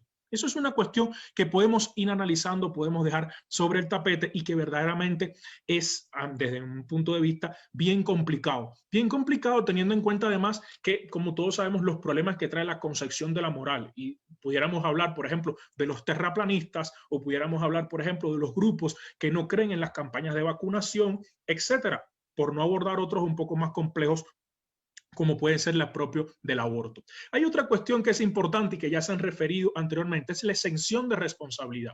Ojo, es interesante tener en cuenta que la exención de responsabilidad de las redes sociales es una exención de responsabilidad que no es la que se presupone, hay una presunción, pero bajo determinados conceptos la red social es responsable. Y lo más interesante dentro de esto, en el contexto mexicano, es que México ya tiene un sistema de responsabilidad en el que se incluye o en el que caben las redes sociales, y ya de hecho de eso habló anteriormente el abogado Kiyoshi, y es que lo existe para materia de derecho de autor. Cuando se firma el TEMEC, se aceptó el sistema de los intermediarios, el sistema de responsabilidad de los intermediarios para contenidos publicados por derecho de autor.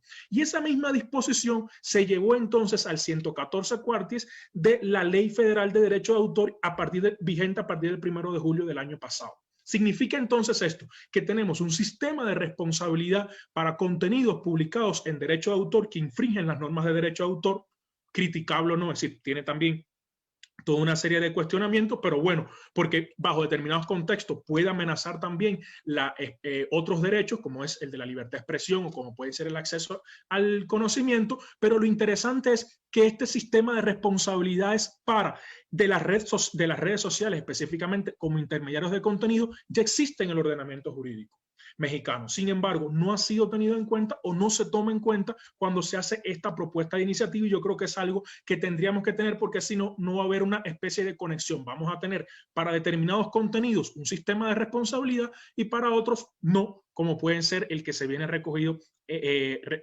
reconocido en la iniciativa. Y otro aspecto que también que es interesante tener en cuenta, y yo creo que va mucho con lo que se ha hablado, es de la moderación de contenido y la transparencia. Tenemos que entender que la moderación, o es importante comprender desde mi punto de vista, que la moderación de contenidos, sobre todo aquellas que son realizados por las grandes redes sociales, es una moderación de contenido que está hoy siendo realizado por sistemas automatizados. No en todos los casos, pero sí en muchos casos está siendo realizado por sistemas automatizados. Y esto es interesante porque nadie sabe cómo funcionan los sistemas, o no existe totalmente transparencia o en cuanto a los sistemas automatizados. Cuando hablamos de transparencia, no solamente podemos hablar en materia de redes sociales de la transparencia informativa, sino también de la necesaria transparencia tecnológica. La importancia de esta propuesta no es solamente que trae a colación dentro del panorama, dentro del espectro de la sociedad civil mexicana y de toda América Latina, la regulación de las redes sociales, sino también lo que próximamente van a ser otros temas de discusión. Vamos a tener que también hablar en algún otro momento de la regulación de la inteligencia artificial.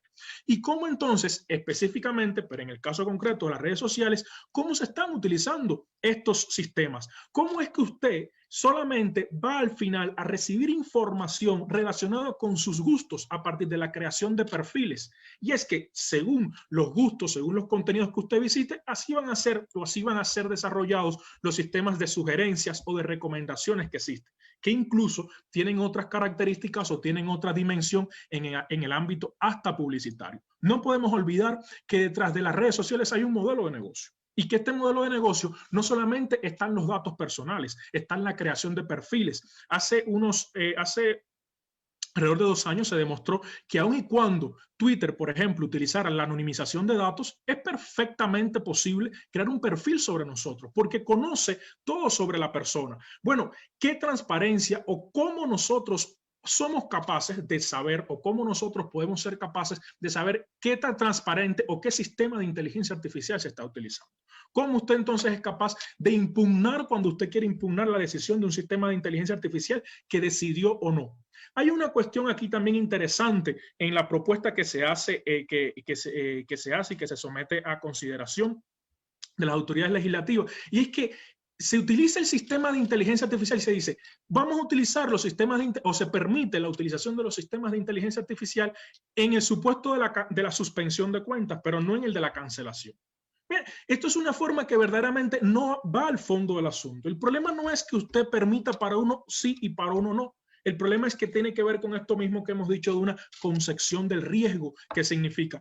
La cuestión no está en que usted utilice el sistema de inteligencia artificial para uno y no. La cuestión está es que usted utilice un sistema de inteligencia artificial que sea transparente, que usted tenga los mecanismos, que usted tenga los procesos previamente establecidos, previamente determinados para poder efectivamente comprobar cuál es el mecanismo, cuál es el sistema, cómo se está, de qué datos se está, es decir, se está nutriendo ese sistema para poder evidentemente evitar todo lo relacionado con los sesgos, todo lo relacionado con la discriminación algorítmica, etcétera. Son las cuestiones fundamentales que pudiéramos tener en cuenta.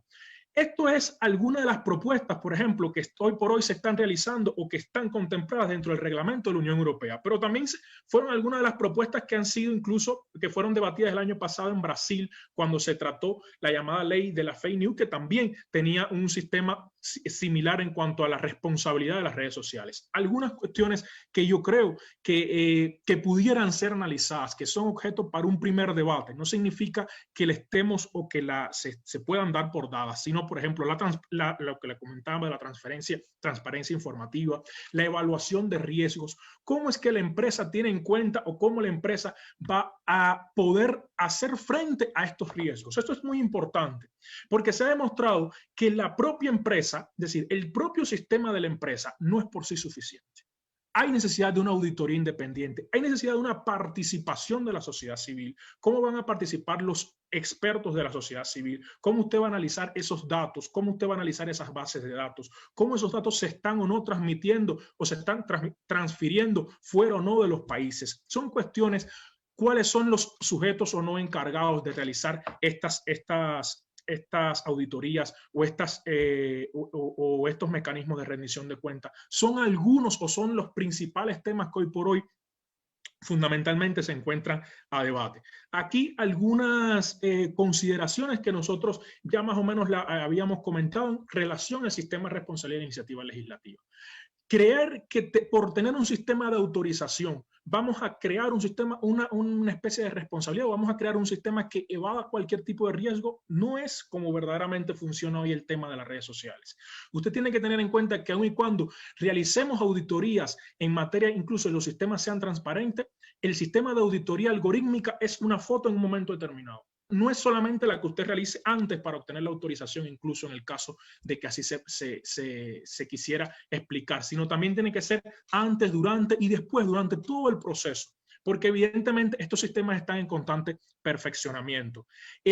La concepción del ataque a la moral con el contenido ilícito, la cuestión del sistema de las obligaciones de transparencia informativa, ya sobre eso también se han referido y creo que no es necesario. Y también, sobre todo, la cuestión del tema de los algoritmos. Yo creo y coincido con muchos de los comentaristas que anteriormente me han antecedido, que la importancia que tenemos que tener para poder analizar estos fenómenos es en el proceso.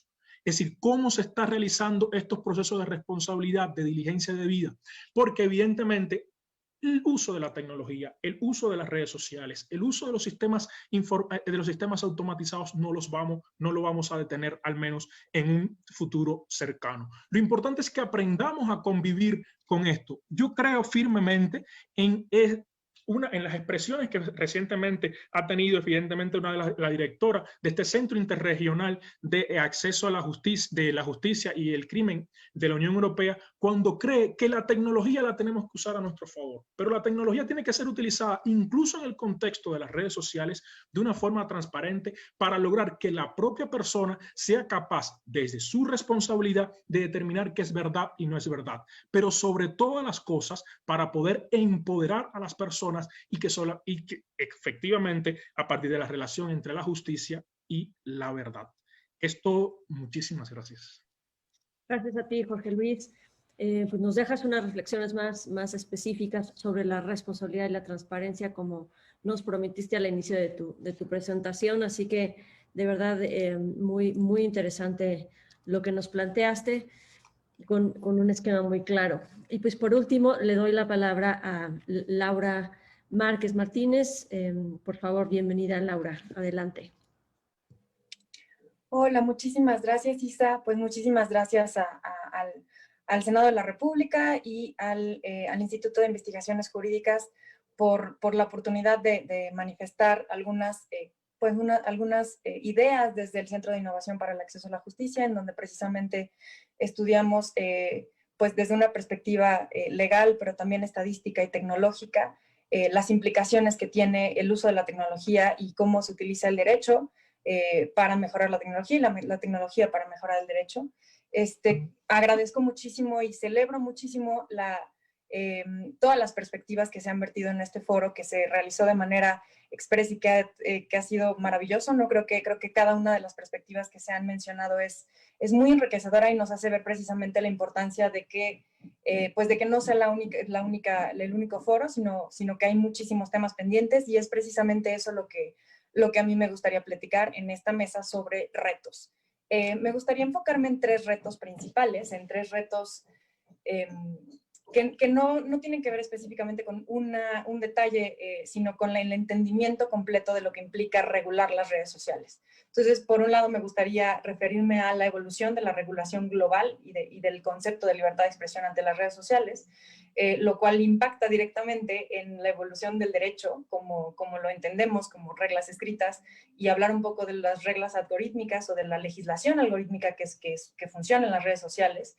Y finalmente, hablar cómo esto también impacta en el acceso a la justicia, porque precisamente la propuesta de iniciativa señala un procedimiento específico para impugnar las limitantes a la libertad de expresión dentro del instituto, y como un procedimiento instancial.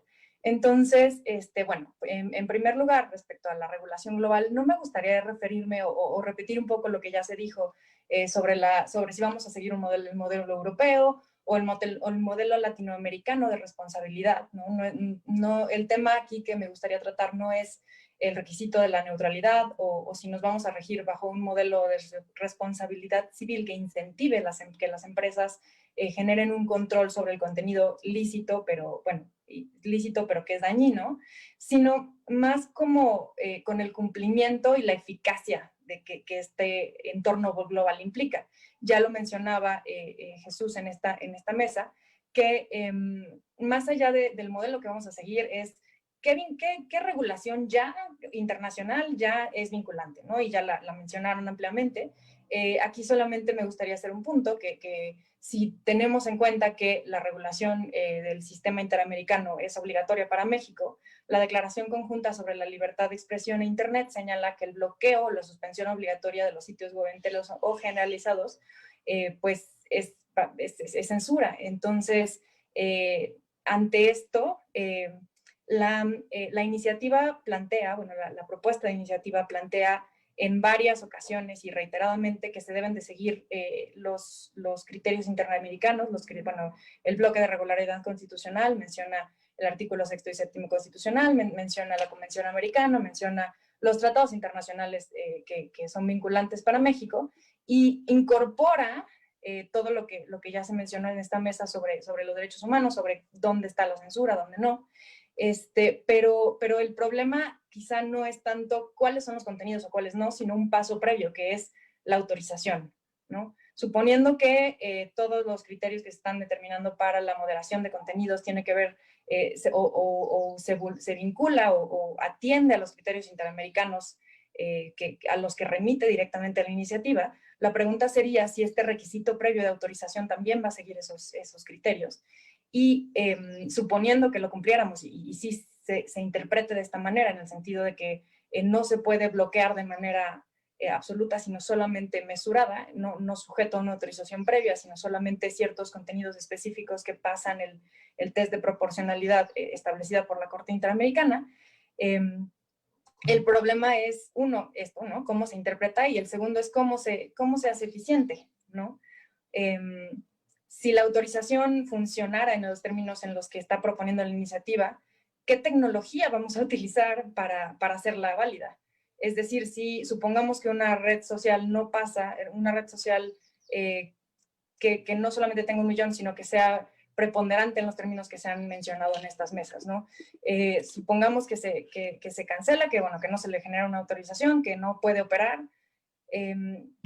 Pero bueno, entonces yo simplemente me busco una VPN de Estados Unidos y utilizo la red social en los términos que establece Estados Unidos. Y bueno, entonces ahí nos cuestionamos la eficiencia, ¿no? Bueno, ok, vamos a regular la competencia, todo lo que esto implica, y luego que ya se reguló, y cómo la hacemos valer, cómo se genera esta eficiencia. Entonces, el contexto global nos implica, por un lado, el entendimiento de que no se puede regular de manera nacional, sino que se tiene que emitir criterios internacionales que nos ayuden no solamente a entender el derecho, sino a generar la eficiencia de este derecho. Y bueno, si no, pues es un poquito complejo generar normas pues que no sean letra muerta. Entonces, este contexto global nos requiere ver estas realidades. Y otra de las realidades que me lleva al segundo punto es pues cómo ha evolucionado la libertad de expresión y cómo evoluciona y cómo debe de entenderse de manera absolutamente distinta en las redes sociales. Owen Fis mencionaba pues cómo nace la libertad de expresión, ¿no? Nace como una expresión oral, como un derecho a poder hablar, a poder expresarte, a poder decir y a qué tan alto o qué tan bajo puedo hablar de acuerdo con el contexto, ¿no? Es un poco, bueno, si estoy en una vecindad, bueno, yo tengo mi derecho a hablar, pero si tengo un vecino o una vecina, quizá a las 4 de la mañana no puedo hablar tan alto, ¿no? Entonces, este concepto empieza a evolucionar cuando hablamos ya de periodismo, de radio, de televisión. Y este concepto se tiene muy claro, como se ha mencionado en estas mesas, y se ha desarrollado mucho la jurisprudencia interamericana en los límites a la titularidad de los derechos. En los límites individuales y colectivos. Pareciera que es claro cómo, dependiendo de la persona que es titular del derecho, este derecho puede ser mayor o menor, ¿no? Si yo soy una persona menor de edad, mi protección es más amplia. Si soy una persona, si soy un periodista, una periodista, mi protección de la libertad de expresión es mucho más amplia. Si soy un titular de soy un funcionaria pública, el derecho colectivo a la información va a ser mucho más amplio que el derecho individual. Entonces, estas reglas que parecieran como muy claras a partir de la jurisprudencia interamericana sobre la libertad de expresión, empiezan a desdibujarse en las redes sociales, porque esta lógica parte de la base de una corresponsabilidad, no solamente pues vertical, ¿no? Estado-persona, y también horizontal persona a persona, en la que, bueno, yo tengo el derecho a expresarme, pero también la obligación de escuchar. Y en las redes sociales esto no es así. Las redes sociales nos permiten que la supresión de la garantía mutua de los derechos de los demás. Yo puedo definir claramente dentro de mis preferencias qué grado de desnudez quiero ver en mi red social, qué grado de violencia quiero ver, qué grado de... Entonces, más allá de los contenidos censurables específicos que ya se ha dicho que son muy el discurso de odio, cuando tiene que ver con la apología de la violencia con una connotación específica, etcétera, ¿no? Me estoy refiriendo a la moderación del discurso, que no es la misma que en el radio, en la televisión, que no es la misma que en el discurso o en los periódicos, ¿no? La lógica de la titularidad de los derechos en las redes sociales implica una moderación de una entidad que conoce claramente los comportamientos de las personas y que con base en eso determina qué te va a parecer y qué se va a escuchar y qué no se va a escuchar. Entonces, esta lógica cambia la concepción misma del derecho. Esta lógica pues cambia este entendimiento del derecho y la obligación, de la responsabilidad, del respeto a los derechos humanos, no solamente de una obligación estatal de respeto, sino una obligación horizontal de los derechos para garantizar como pues el bien común, ¿no? Dependiendo de ontológicamente cómo lo queramos identificar, cambia el concepto y cuestiona el concepto mismo de los derechos, y esto se ve claramente. Por ejemplo, nosotros tenemos claramente ya definido, ¿no? ¿Quién puede denunciar o qué titularidad tengo yo para poder denunciar ciertos derechos? Bueno, tengo que tener un interés difuso, un interés legítimo. Y, por ejemplo, Facebook te permite denunciar contenidos abusivos, incluso si estos contenidos no les perjudican directamente a las personas. Entonces, este es solamente un ejemplo, pero más allá de los términos y condiciones, los algoritmos y las formas pues en la forma en la que funcionan las redes sociales, cuestiona el entendimiento mismo de estas relaciones individuales y colectivas. Y en este sentido es el segundo punto, que es donde les invito un poco a cuestionarnos qué vamos a regular, porque la iniciativa se refiere siempre a los términos y condiciones, ¿no? Habla de los términos y condiciones que entendemos como documentos legales tradicionales que tienen claro toda su especificidad de documentos de adhesión, en los que en realidad toda la problemática que esto implica, en lo cual definitivamente se tiene que identificar o se tiene que añadir la notificación a los usuarios o a las usuarias, no solamente al Instituto de Telecomunicaciones, pero más allá de los términos y condiciones, ¿no? Que son pues lo que se está regulando aquí, lo que invito a ver es el impacto que tienen las leyes algorítmicas dentro de las redes sociales y que quizá no implican o quizá no es necesario censurar una cuenta, ¿no? Si nos vamos a los casos extremos de funcionarias públicas que han sido suprimidos, bueno, pero veamos cómo impactan el discurso, y lo digo también porque eso es una de las principales finalidades que menciona la iniciativa, ¿no? Es cómo vamos a determinar la relevancia de las redes sociales. Bueno, pues por el impacto que se tenga en la comunicación social, que bueno, también es otro tema, ¿no? Pero este impacto a la comunicación, digamos, más allá de la función específica estatal de la comunicación social, el impacto a la comunicación no se rige ni se limita, pero por mucho, a los términos y condiciones. Los términos y condiciones son así una mínima parte de todo lo que implica el ambiente regulatorio de las redes sociales.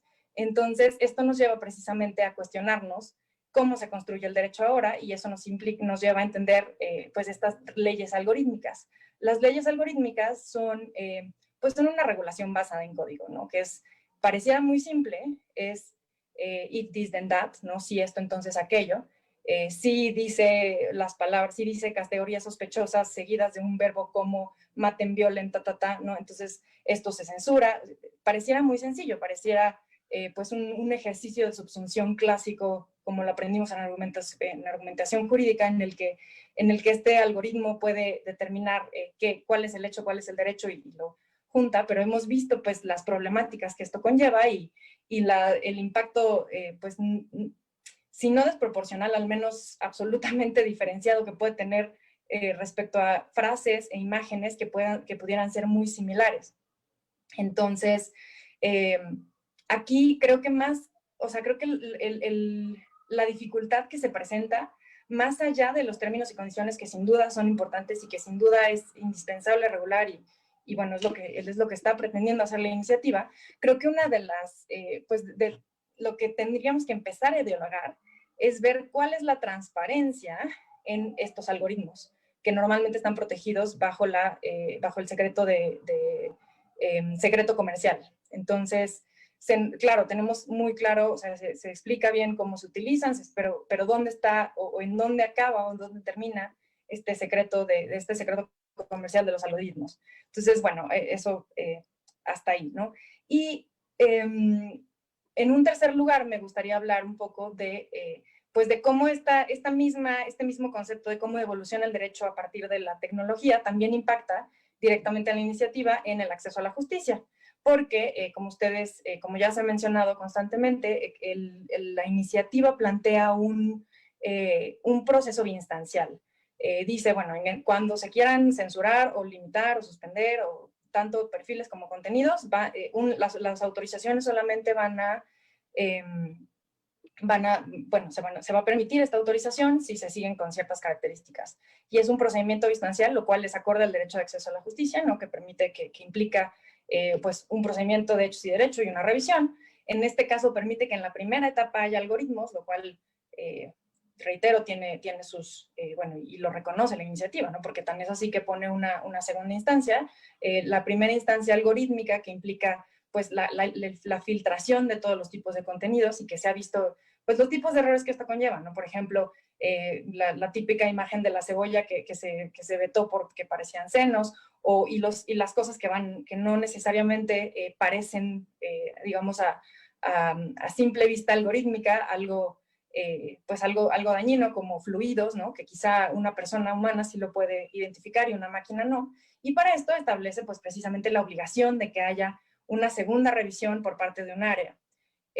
Aquí creo que es relevante, creo que la iniciativa no es contraria al hecho de que existen, creo que es interpretable, ¿no? O sea, por ejemplo, comentaba el colega de Red3D que bueno, existen varias formas descentralizadas de entender este tipo de procedimientos, entonces, cuando dice la iniciativa un área de especialización, bueno, pues es que un área no necesariamente implica un área como la entendemos en un edificio, ¿no? Puede implicar un ejercicio peer-to-peer en el que se descentralice como lo hace Reddit, o que incluso no solamente sean personas físicas, o sea, personas físicas, sino como lo establece especialistas en derechos humanos, y sí es posible, ¿no? Sí es posible, sí sucede, hay ejemplos internacionales. Obama tuvo varios ejemplos en cómo funcionaba esto en